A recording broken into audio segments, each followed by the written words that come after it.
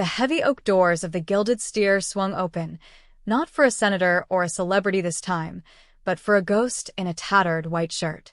Junho stood in the entryway, the blast of conditioned air hitting his face like a physical barrier, carrying the sense of truffle oil, aged leather, and old money. He didn't look like he belonged here.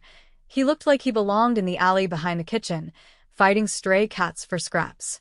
His white shirt was stained yellow at the collar and torn at the shoulder, revealing a patch of skin that hadn't seen the sun in weeks.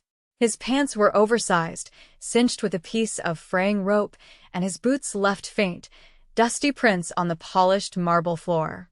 But beneath the grime, his posture was rigid, his eyes scanning the room not with the desperate hunger of the starving, but with the cold calculation of an auditor. He took a step forward, and the atmosphere in the restaurant shifted instantly. The low hum of conversation, the clinking of silver against china, the soft jazz, it all seemed to stutter. Heads turned. A woman in pearls gasped audibly, clutching her napkin as if his poverty might be contagious. Junho ignored them. He wasn't here for their approval. He was here because reports had reached his desk, reports that didn't match the profit margins, whispers of a toxicity that was rotting the foundation of his favorite asset from the inside out. To the world, he was the unseen owner of a massive hospitality conglomerate, a man whose signature moved millions. Tonight, he was just a vagrant with a pocket full of crumpled bills and a test that everyone in this room was currently failing. He watched the host stand, frozen behind the mahogany podium. The young man's face went through a rapid cycle of confusion, disgust, and panic. This was the first line of defense, the gatekeeper of the sanctuary. Junho waited, letting the silence stretch, letting the discomfort marinate. He wanted to see if humanity existed here, or if the culture of elitism had completely metastasized. He adjusted his dirty cuffs, feeling the rough fabric scratch his wrist. The sensory details were sharp, the way the crystal chandelier refracts light, the disdain in the eyes of a man cutting a porterhouse steak 3 tables away. It was a theater of cruelty, and the curtain had just risen. He took another step, deliberately heavy, his boot thudding against the floor. He wasn't leaving. Not yet. Not until he found the rot he could smell beneath the expensive cologne and sizzling fat. The manager descended on the scene like a vulture spotting a dying animal. Preston was a man who wore his authority like a weapon, his suit tailored too tight, his hair gelled into a helmet of sleek arrogance. He didn't walk. He marched, his eyes narrowing as he assessed the threat to his meticulously curated ambience. Junho saw the sneer form on Preston's lips before the man even spoke. It was a look Junho had seen 1,000 times in his youth, before the money, before the power. It was the look that said you are dirt. Preston stopped 3 feet away, maintaining a hygienic distance, his nose wrinkling slightly. He didn't ask if Junho needed help. He didn't ask if there was an emergency. He simply pointed a manicured finger toward the door, his voice a low, venomous hiss designed to cut without disturbing the VIPs. "Get out," Preston said, the words sharp and final. "We don't serve your kind here. The soup kitchen is 5 blocks east. Leave before I call security and have you dragged out."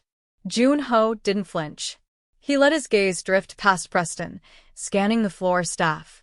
They were frozen, watching the confrontation with a mix of fear and relief that it wasn't them being targeted. Then he saw her. A waitress in a white dress and a red vest stood near the kitchen doors, holding a tray of water glasses. She wasn't looking at him with disgust. She was looking at him with recognition, not of his identity, but of his situation. Her eyes were wide, filled with a frantic, silent warning. She was African American, her hair pulled back in a tight, professional bun, but a loose strand fell across her forehead, betraying her exhaustion. Her name tag read, Maya. While Preston postured and threatened, Maya's grip on the tray tightened until her knuckles turned white. She knew something Preston didn't, or perhaps she just knew the cruelty of this place better than anyone. "I have money," Junho said, his voice raspy, an affectation he adopted for the role. He reached into his pocket and pulled out a thick, chaotic wad of cash, hundreds mixed with ones, dirty and crumpled. He held it up, not arrogantly, but with the simple insistence of a paying customer. "I want a steak." The table in the corner is open. Preston stared at the money, and for a split second, greed wrestled with his snobbery. The cash was real, but the optics were terrible. He looked around the room, gauging the reaction of his wealthy patrons. They were watching, amused now, treating the interaction like a dinner theater performance. Preston's smile returned, but it was cold, predatory. He realized he could humiliate this man and take his money, a double victory for a man of his character. He signaled to the host with a dismissive flick of his wrist. "Fine," Preston sneered, dropping his voice to a whisper that only Junho could hear. "If you want to waste your stolen money, be my guest. But if you disturb a single soul, I'll have you thrown into the gutter personally. Put him in the back, near the kitchen draft. And don't give him a menu. He can't read it anyway." Preston turned on his heel, confident in his dominance. He didn't see the slight tightening of Junho's jaw. He didn't see the way Junho's eyes tracked him, marking him, filing away the insult not as a personal grievance, but as evidence. The test had begun, and Preston had already walked into the trap. As Junho was led through the maze of tables, he felt the heavy gaze of the room on his back. He was the intruder, the stain on their perfect evening. But as he sat in the wobbly chair near the swinging kitchen doors, he knew he was the only one in the room who held the power to burn it all down. The table they gave him was an insult in itself. It was wedged between a decorative pillar and the service station, right where the servers dumped dirty dishes and scraped leftovers. The smell of dish soap and discarded fat was pungent here, overpowering the aroma of the wood-fired grill. Every time the kitchen door swung open, a blast of hot steam and shouting voices hit Junho in the back of the neck. It was the penalty box, the place where they put people they wanted to leave. Junho sat slowly, testing the chair's stability. It wobbled. Of course it did. He placed his hands on the tablecloth, noticing a faint coffee stain that hadn't been bleached out. This was how they treated the undesirables. Preston stood near the bar, arms crossed, watching Junho with a hawk-like intensity. He was whispering to the bartender, both of them laughing as they glanced in Junho's direction. They were waiting for him to make a mistake, to spill water, to cough too loudly, to use the wrong fork. They wanted a show. Junho kept his head down, playing the part, but his ears were tuned to the frequency of the room. He heard the waiters complaining about stolen tips. He heard a sous chef yelling about expired meat being pushed for the special. The gloss of luxury was peeling away with every second he sat there. Then Maya approached. She didn't march like Preston. She moved with a quiet, efficient grace, dodging the frantic busboys. She stopped at his table, placing a glass of water down gently. She didn't slam it. She didn't spill it. She set it down with care, placing a coaster underneath it. It was a small act of dignity in a room devoid of it. "Good evening, sir," she said, her voice low and steady, though Junho could detect a tremor of nerves. She didn't use the condescending sweetie or han that people often used on the homeless. She called him sir. "My name is Maya. I'll be taking care of you tonight." Junho looked up, meeting her eyes. They were dark and intelligent, framed by fatigue. She was afraid, he realized. She was glancing toward the bar, where Preston was watching. Serving him was a risk. Treating him with respect was a liability. "I want the ribeye," Junho said, pointing at nothing, since they hadn't given him a menu. "The big one. And potatoes." "The tomahawk?" Maya asked, her eyes widening slightly. "Sir, it's a very large portion. And the price is," she hesitated, trying to save him from embarrassment without shaming him. "It's $150. "I have money," Junho repeated, tapping the pocket of his dirty vest. "I know," Maya said quickly, leaning in closer, her voice dropping to a hush. "It's not that. It's just the manager, Preston. He's looking for a reason to kick you out. If you can't pay the full bill with tax and tip, he'll call the police. He's done it before." This was the first crack in the facade. A direct confirmation of policy. Junho looked at her, really looked at her. She wasn't just doing her job, she was protecting him. In a system designed to crush the weak, she was acting as a shield. I can pay, Junho said, softening his tone just enough for her to hear. Bring the steak. Medium rare. Please. Maya searched his face for a moment, looking for the madness or the confusion she expected to find. Instead, she found a calm that seemed to unsettle her. She nodded once, a sharp, professional dip of her chin. I'll put the order in right away. Just keep your head down, okay? Please. She turned and walked toward the kitchen, and Junho watched her go. He saw Preston intercept her near the terminal. The manager grabbed her arm.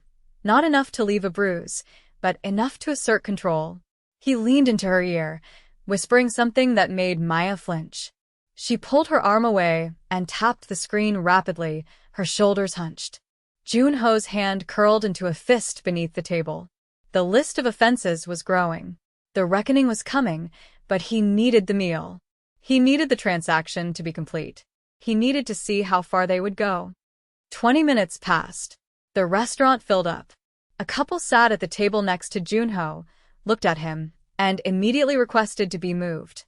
Preston obliged them with a theatrical apology, casting a dark look at Junho as he escorted the couple to a booth by the window. Junho sat alone in his island of isolation, sipping his tap water. He observed the mechanics of the floor. He saw the way the other servers avoided Maya, as if her proximity to the bum made her radioactive. He saw the busboy, a young kid named Marcus, look at him with pity before being snapped at by Preston to clear table 4. The environment was a pressure cooker. Everyone was terrified of Preston. It wasn't just a bad boss, it was a tyranny. Junho had built his company on principles of respect and excellence. To see it twisted into this hierarchy of fear made his blood run cold. He had seen enough to fire Preston 10 times over. But he needed to understand the depth of it. He needed to know if Maya was an outlier or if there were others. Finally, the kitchen door swung open, and Maya emerged with a large oval platter. The tomahawk steak sizzled, the bone curving up like a prehistoric weapon. The smell was intoxicating. Rosemary, garlic, charred beef. It was a masterpiece of culinary execution, starkly out of place in front of a man wearing a shirt held together by grime. Maya navigated the room, balancing the heavy plate. As she approached, Preston stepped into her path again. He blocked her way, forcing her to stop abruptly.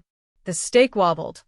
Careful, Preston said, loud enough for the nearby tables to hear. Don't drop it. That steak costs more than your rent. A few diners chuckled. Maya's jaw tightened, but she didn't respond. She stepped around him, her movements stiff. She brought the steak to Junho's table and set it down. It was perfect. A king's meal for a pauper. But Maya didn't step back immediately. She hovered, her body blocking Preston's line of sight for a fraction of a second. Is there anything else, sir? She asked loudly, for the benefit of the room. Then her hand moved. It was a sleight of hand that would have impressed a magician. As she placed the steak knife down, her fingers brushed against his rough palm. A small, folded piece of paper, no larger than a fortune cookie strip, was pressed into his hand.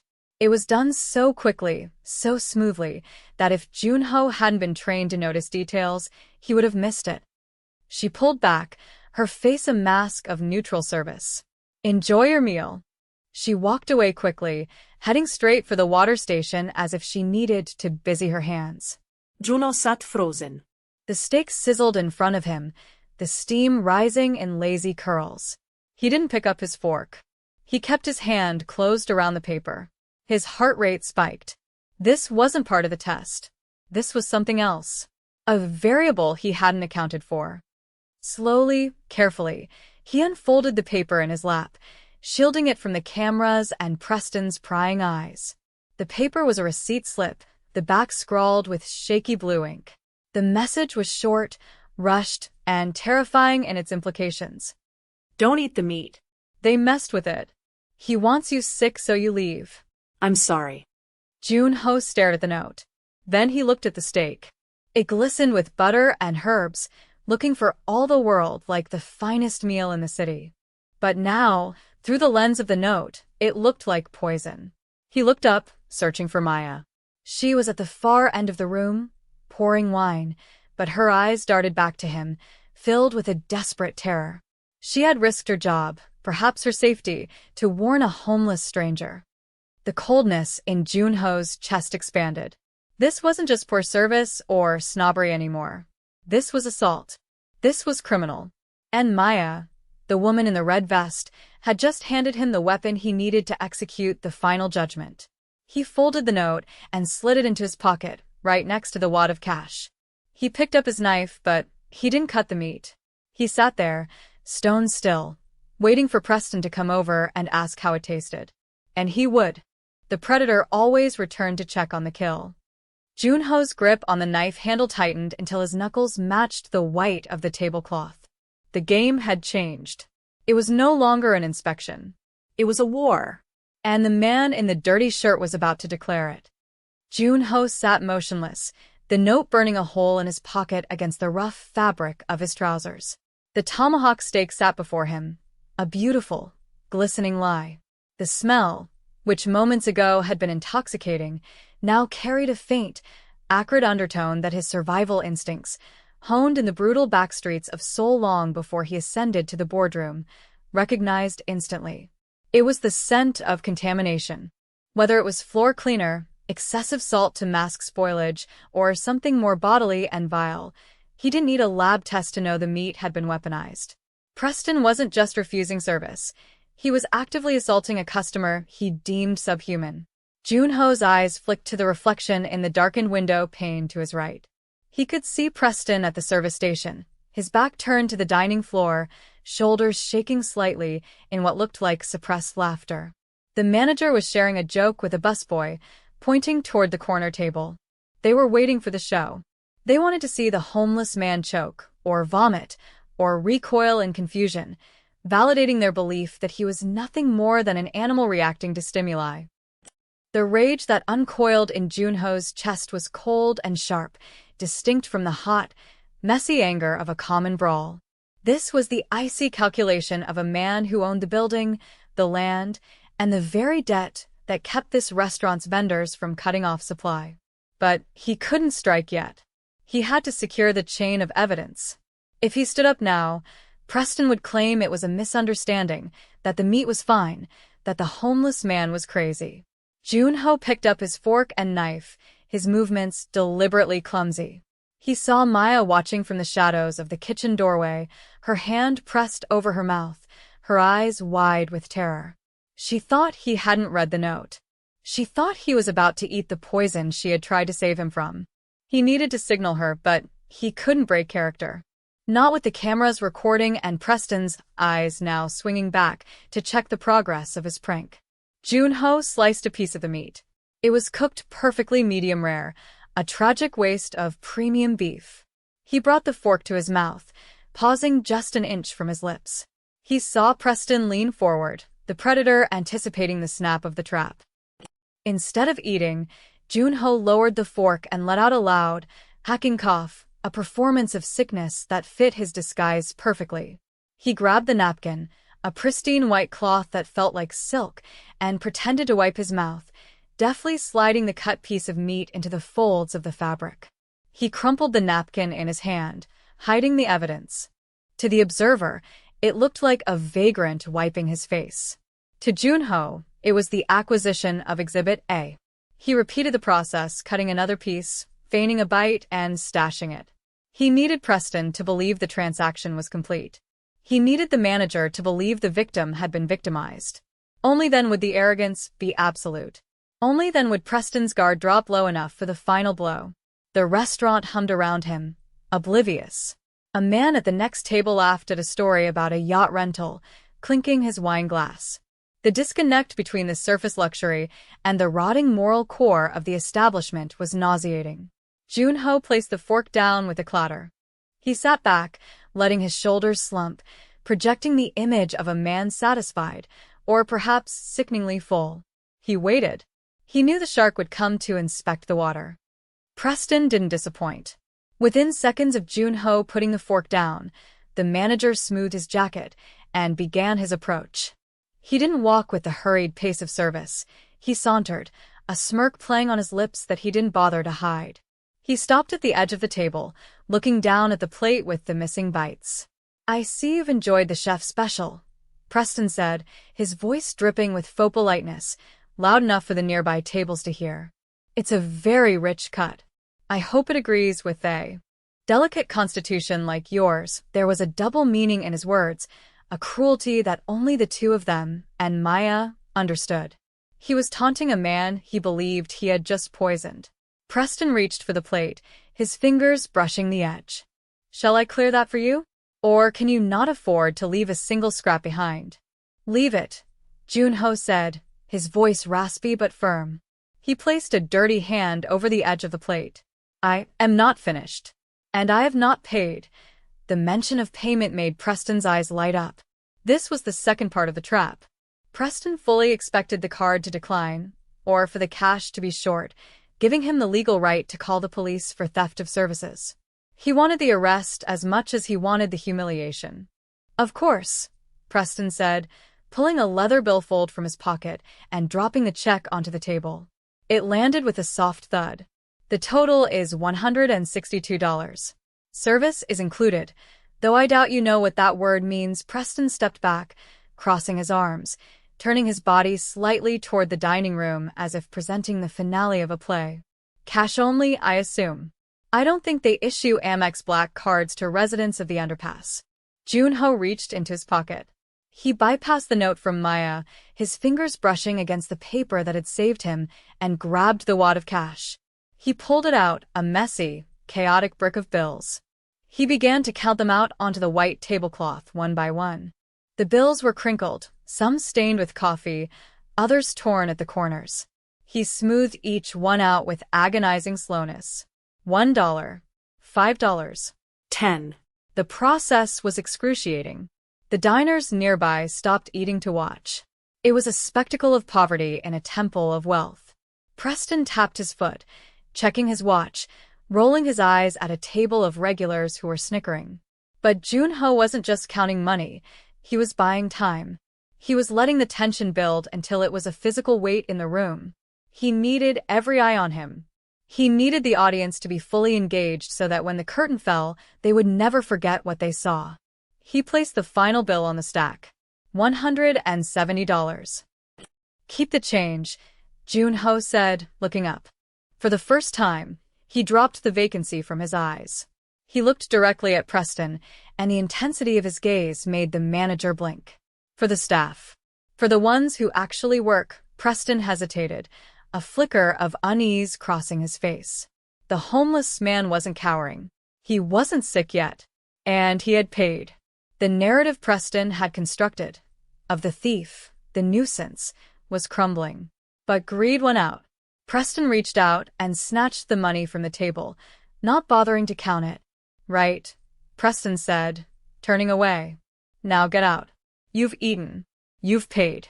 Your presence is no longer required." He made a shooing motion, like one would to a stray dog. "Go. "Before I have security drag you out the back." This was the moment. The fulcrum upon which the entire evening balanced.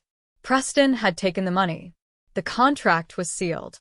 The service, poisoned food, had been rendered and paid for. The crime was complete. Junho didn't move toward the door. Instead, he slowly pushed his chair back. The scrape of the wooden legs against the floor was loud, a harsh, grating sound that silenced the nearest conversations. He stood up. He didn't stand like a man with a broken spirit or a bad back. He uncurled his spine, rising to his full height, which was considerable. He rolled his shoulders back, shedding the hunch he had adopted for the last 2 hours. He reached for the napkin on the table, the one holding the tainted meat, and tucked it securely into his left pocket. Then, he reached into his right pocket and pulled out something that didn't belong to a homeless man. It was a sleek, matte black smartphone, the kind that cost more than the steak he had just purchased. He placed it on the table, the screen lighting up. "I don't think I will be leaving, Preston," Junho said. His voice had changed completely. The rasp was gone. The hesitation was gone. The voice that emerged was a deep, resonant baritone, clipped and precise, carrying the weight of boardrooms and backroom deals. It was the voice of a man who gave orders, not one who took them. In fact, Junho continued, unbuttoning the dirty cuffs of his shirt to reveal a gold watch that gleamed under the chandelier light. I think everyone else is going to be leaving. Except you. The volume of the room dropped to 0. The jazz music seemed to fade into the background. Preston froze, the wad of cash still clutched in his hand. He turned back slowly, his face pale, his brain trying to reconcile the image of the dirty clothes with the voice of absolute authority. "Excuse me?" Preston stammered, his arrogance faltering. "Who do you think you are?" Junho didn't answer immediately. He reached up and wiped a smudge of grease from his cheek with his thumb, his expression one of utter disdain. He looked at the smartphone on the table, tapped the screen once, and a chime echoed through the silent restaurant. It was the sound of the front door locking. The magnetic locks engaged with a heavy clink that reverberated through the floor. The diners looked around in confusion. The host at the front podium tried the handle and found it immovable. Panic began to ripple through the room, but Junho held the center. He was the gravity. "My name," he said, stepping around the table and closing the distance between himself and the manager, "is Junho Park. I am the chairman of K Hospitality Group. I own this building. I own this brand. And as of 30 seconds ago, I own the evidence of your crime." The name hit Preston like a physical blow. He staggered back, his heel catching on the carpet. K Hospitality was the parent company, a massive conglomerate known for its ruthless efficiency and its elusive, ghost-like CEO who was rumored to have ties to organizations far darker than the Chamber of Commerce.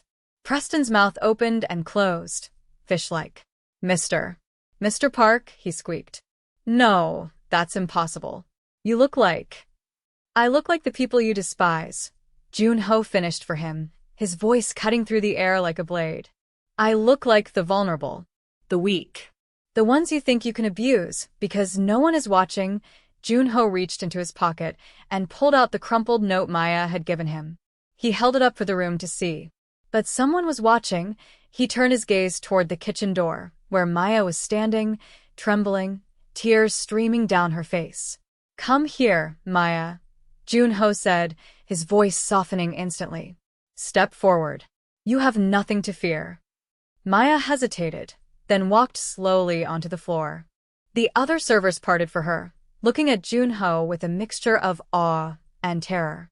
"This woman," Junho announced, addressing the stunned diners, "is the only person in this establishment who possesses a shred of honor. She warned me." She risked her livelihood to stop a stranger from being poisoned. He turned back to Preston, whose face was now a mask of sweaty gray terror. "You, on the other hand, ordered your kitchen to contaminate food. You took payment for it. You mocked the transaction." Junho took a step closer, invading Preston's personal space, radiating a menacing energy that made the manager shrink. "Do you know what we do with rot in my organization, Preston? We cut it out." "It was a joke," Preston stammered, holding his hands up, the dirty money still clutched in his fist. "Sir, please, it was just a joke for the boys in the back. I didn't mean for you to actually." "I mean, we would never hurt anyone." "Liar," Junho said calmly. He reached into his other pocket and pulled out the napkin containing the spit-out steak. He tossed it onto the table next to the phone. "I'm going to have this analyzed. Whatever is in it, floor cleaner, saliva, raw waste, it will be found. And you will be charged with assault, reckless endangerment, and fraud." Junho looked at the phone. "My security team is 5 minutes out. The police are 10 minutes behind them. You have exactly that long to explain to these people." He gestured to the wealthy patrons watching in horrified fascination, why their dining experience has been subsidized by cruelty. The room was in chaos. A woman in the back screamed as she realized she had been eating in the same restaurant where the manager poisoned guests. People were standing up, throwing napkins down, demanding refunds. But Junho ignored them. He kept his eyes locked on Preston. "You judged me by my clothes," Junho said, his voice dropping to a terrifying whisper. You thought poverty was a weakness. You forgot that hunger makes a man sharp. You forgot that when you have nothing to lose, you see everything. He plucked the cash from Preston's limp hand. You're fired, Preston. But that's the least of your problems. By tomorrow morning, your name will be blacklisted in every hospitality database in the hemisphere. You won't be able to get a job washing dishes in a prison cafeteria. Preston collapsed into a chair, his legs giving out. He looked at the kitchen staff, pleading for support, but they turned their backs on him. The chef, a large man who had been laughing earlier, was now furiously scrubbing a pan, trying to look invisible. The power dynamic had flipped so violently that the air in the room felt electric. Junho turned to Maya. She was still shaking. He walked over to her, ignoring the murmuring crowd. He took her hands in his hands, still dirty from the disguise, holding hers with a reverence he hadn't shown anyone else all night. I am sorry you had to work in fear, Junho said to her. That ends tonight. He looked around the room, raising his voice one last time. This restaurant is closed effective immediately for a complete restructuring. Everyone here will be refunded. Please leave. He gestured to the door, and the magnetic locks clicked open with a decisive snap. The diners didn't argue. They fled, eager to escape the intensity of the judgment they had just witnessed. They filed out past the man in the dirty shirt, no longer looking at him with disgust, but with fear and respect. When the room was finally empty of guests, silence reclaimed the space. Only the staff remained, lined up against the back wall like soldiers awaiting a court-martial. Preston was sobbing quietly at table 4. Junho looked at Maya. You have a choice, he told her. You can leave with them, and I will write you a check for 5 years of salary to start your life over. Or you can stay. I need a manager who understands that dignity is the most expensive item on the menu. I need someone who sees the human being, not the suit. Maya looked at Preston, broken and small in the chair. Then she looked at the restaurant, the place that had been her prison for years. She looked at Junho, seeing past the dirt to the man underneath. She straightened her posture, wiping the tears from her cheeks. She took a deep breath, the fear evaporating, replaced by the steel that had made her slip the note in the first place. I'll stay, she said, her voice clear. But we're changing the menu. And the rules. Junho smiled, a genuine expression that cracked the mask he had worn all night. Good, he said. Start by throwing that steak in the trash. And then get yourself a table. Tonight, I'm serving you. He turned and walked toward the kitchen, rolling up his dirty sleeves, ready to scrub the rot away and build something clean from the ashes.